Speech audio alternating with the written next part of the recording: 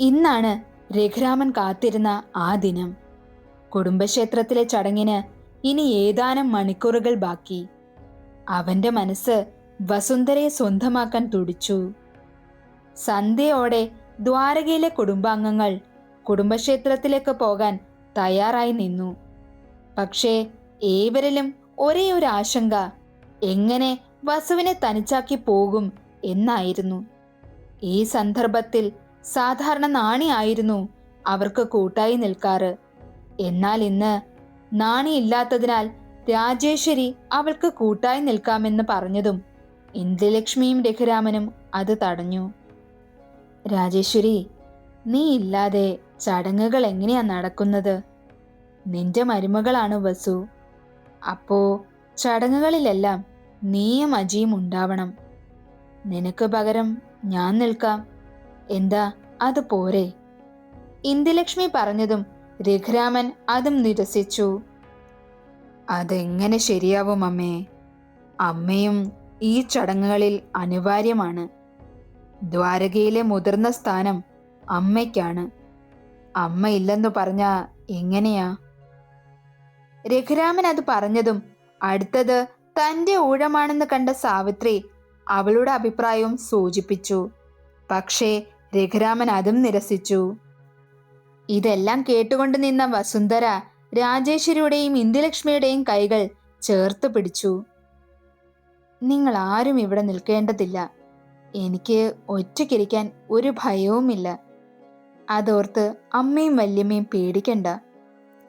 ചിരിയോടെ വസു പറഞ്ഞു. എങ്കി ഞാനിവിടെ നിൽക്കാം. നിങ്ങൾ പോയിട്ട് വാ. അജി കള്ളനോട്ടമോടെ പറഞ്ഞതും രഘുരാമൻ അവനെ രൂക്ഷമായി ഒന്ന് നോക്കി. നിങ്ങളാരും ഇവിടെ നിൽക്കണമെന്നില്ല വസു. കുറച്ചു കഴിയുമ്പോ ഒരു സ്ത്രീ വരും.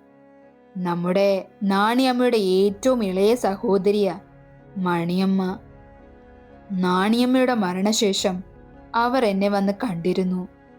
അവർക്ക് എന്തെങ്കിലും ഒരു ജോലി കൊടുക്കാൻ കഴിയുമോ എന്ന് ചോദിച്ചു. എന്തായാലും ദ്വാരകയിൽ നാണിയമ്മയ്ക്ക് പകരം ഒരാളെ വേണമല്ലോ. അപ്പോ പിന്നെ മണിയമ്മയോട് ഞാൻ വരാൻ പറഞ്ഞിട്ടുണ്ട്. അവര് വരും. ഇനി ആ കാര്യത്തിൽ ആരും പേടിക്കണ്ട.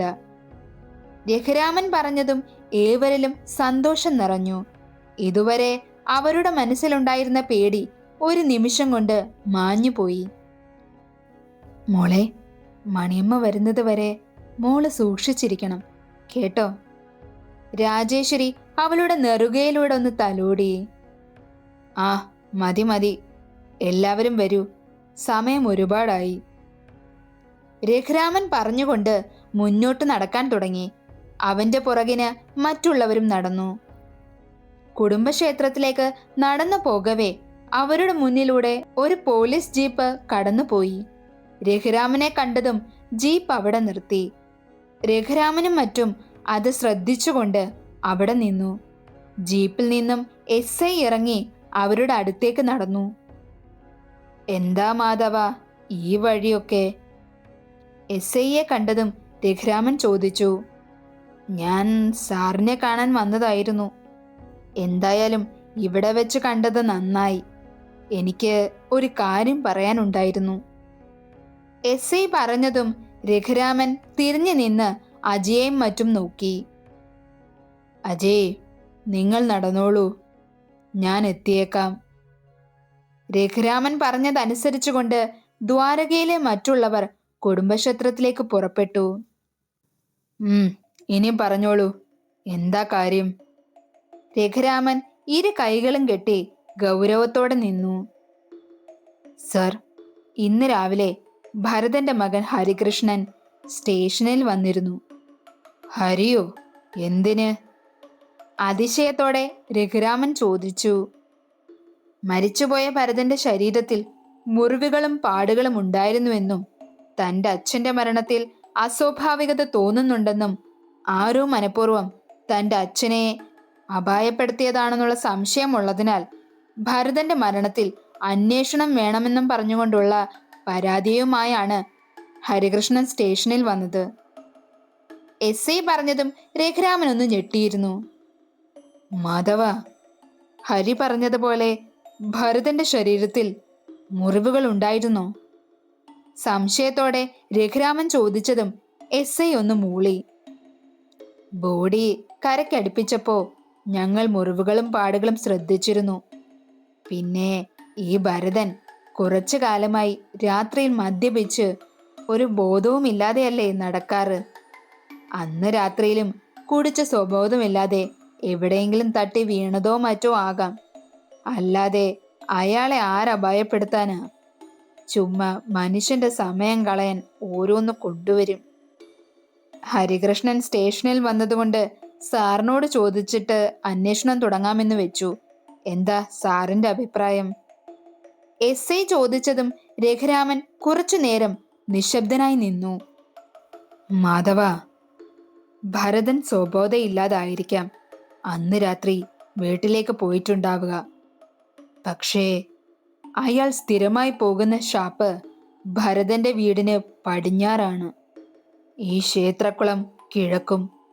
പിന്നെ എന്തിനയാൾ അവിടേക്ക് വന്നു എന്ന സംശയം എനിക്കും തോന്നിയിരുന്നു. അതൊരു പക്ഷേ സാറിനെ കാണാൻ വന്നതാണെങ്കിലോ? SI ചോദിച്ചതും രഘുരാമൻ അല്ല എന്ന് തലയാട്ടി. അന്ന് വൈകുന്നേരം ഞങ്ങൾ കണ്ടിരുന്നു. എന്നെ കാണാൻ വരുമായിരുന്നുവെങ്കിൽ അയാൾ അത് എന്നോട് പറയുമായിരുന്നു. മാത്രമല്ല, ഒരിക്കലും കുടിച്ച് ബോധമില്ലാതെ ദ്വാരകയിലേക്ക് അയാൾ വരില്ല. എന്തായാലും ഹരി പരാതി തന്ന സ്ഥിതിക്ക് താനൊന്ന് അന്വേഷിക്ക്. പക്ഷേ എവിടെയെങ്കിലും എന്റെ പേരോ എനിക്ക് ദോഷം ഭവിക്കുന്ന രീതിയിൽ വല്ല തുമ്പും കിട്ടിയാ അത് മറ്റാരെങ്കിലും അറിയുന്നതിന് മുൻപ് ആ നിമിഷം എന്നെ അറിയിക്കണം. ബാക്കി ഞാൻ നോക്കിക്കോളാം. രഘുരാമൻ SIയുടെ തോളിൽ കൈവച്ചുകൊണ്ട് പറഞ്ഞതും SI രഘുരാമനെ നോക്കി തലയാട്ടി. ശേഷം SI തിരിച്ച് ജീപ്പിൽ കയറിപ്പോയിരുന്നു.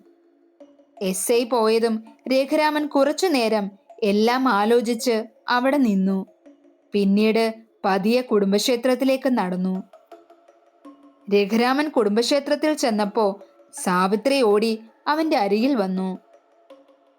എന്താ ഏട്ടാ മുഖത്തൊരു ശങ്ക? എന്തെങ്കിലും കുഴപ്പമുണ്ടോ? രഘുരാമന്റെ മുഖം വാടിയിരിക്കുന്നത് കണ്ട് സാവിത്രി ചോദിച്ചു. ഏയ്, ഒന്നുമില്ല. ഭരതമ്മാഷിന്റെ മോൻ സ്റ്റേഷനിൽ ചെന്ന് പരാതി കൊടുത്തു അത്രേ. എന്നെ വഴി വെച്ച് കണ്ടപ്പോ ഒന്ന് സൂചിപ്പിച്ചെന്നേ ഉള്ളൂ. എന്തിനാ ഏട്ടാ ആ കുട്ടി പരാതി കൊടുത്തേ? അത് മാഷിന്റെ ശരീരത്തിൽ മുറിവോ പാടുകളോ ഉണ്ടത്രേ. ആരെങ്കിലും അപായപ്പെടുത്തിയതാണോ എന്നൊരു തോന്നൽ അവർക്കുണ്ടായി. അതാ പരാതി കൊടുത്തത്. സംശയത്തോടെ സാവിത്രി ചോദിച്ചതും രഘുരാമൻ പറഞ്ഞു.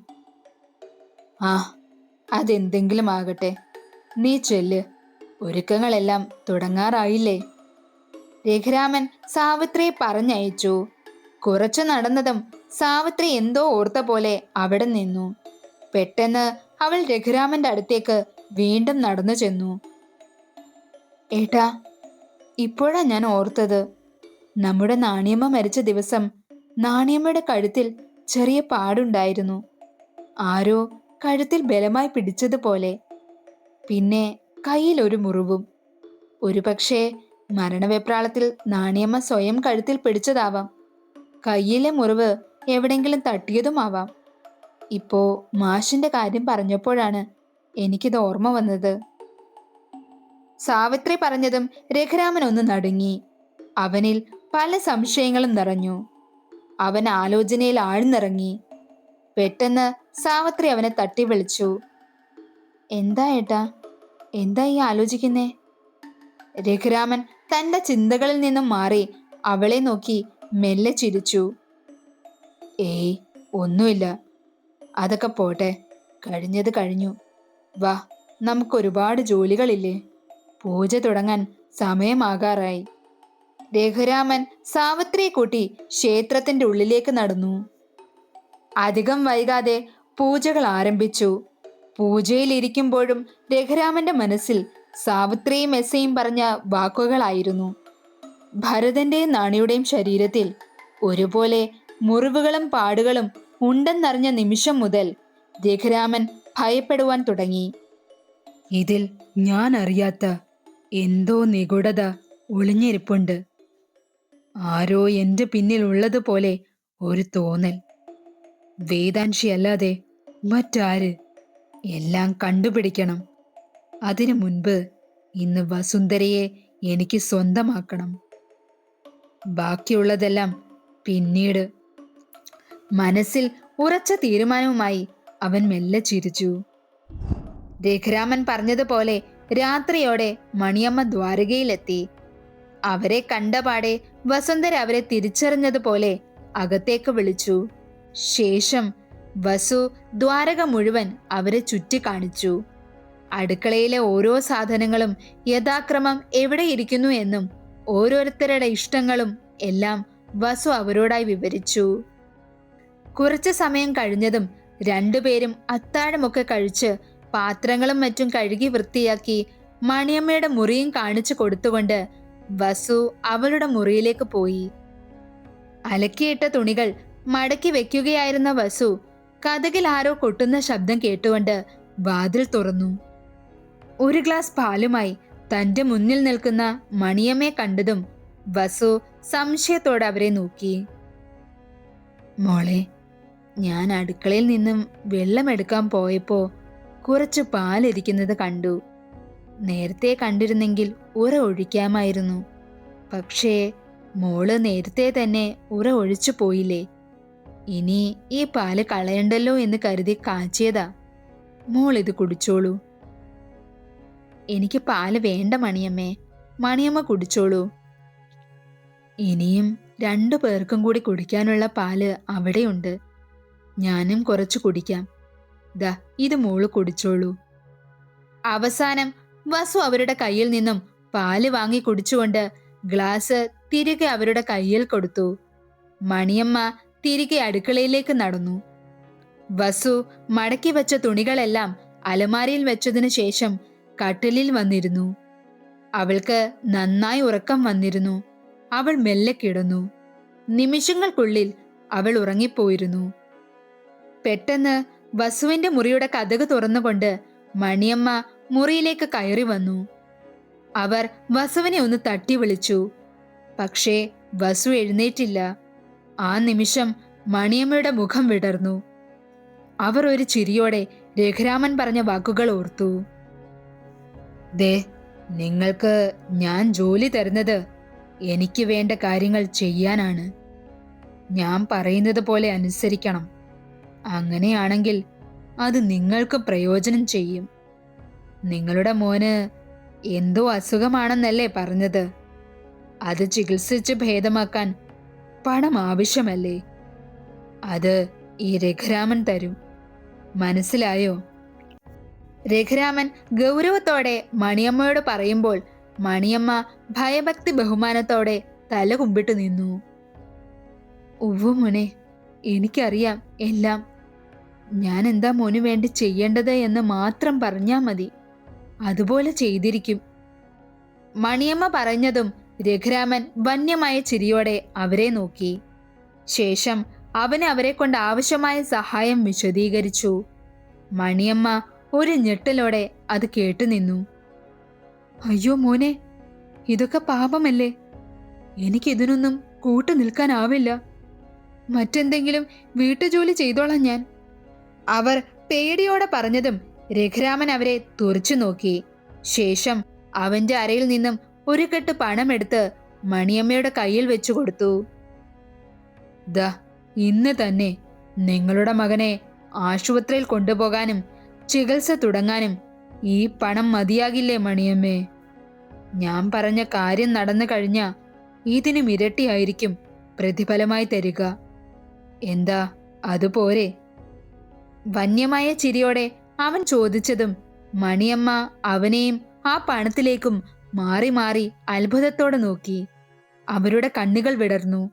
മണിയമ്മ ഒരു നിമിഷം തന്റെ മകന്റെ അവസ്ഥയും തന്റെ ദാരിദ്ര്യത്തിന്റെ ആഴവും മനസ്സിലാക്കിക്കൊണ്ട് രഘുരാമന്റെ ഇച്ഛയ്ക്കൊത്ത് പ്രവർത്തിക്കാൻ തീരുമാനിച്ചു. മോൻ പറയുന്നത് എന്ത് തന്നെ ആയാലും മറിച്ചൊന്നും ആലോചിക്കാതെ ഞാനത് ചെയ്തിരിക്കും. മണിയമ്മയുടെ വാക്കുകൾ അവനിൽ വിജയത്തിന്റെ സന്തോഷം പടർത്തി. അവൻ പൊട്ടിച്ചിരിച്ചു.